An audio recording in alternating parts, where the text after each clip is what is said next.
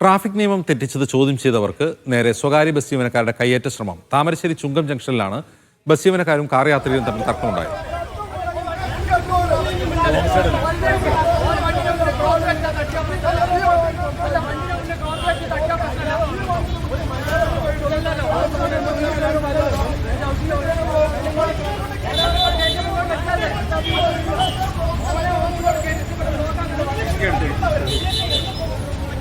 സലാം മുഹമ്മദ് വിവരങ്ങളുമായി ചേരുന്നു. സലാം, എന്താണ് ഇവർക്കിടയിലെ തർക്കം?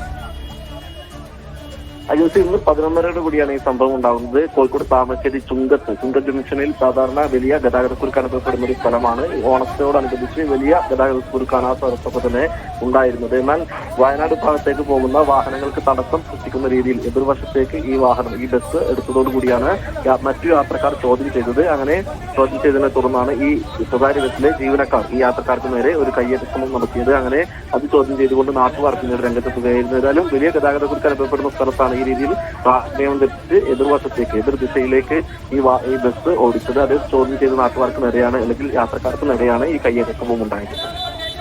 ശരി, സലാം മുഹമ്മദാണ് വിവരങ്ങൾ.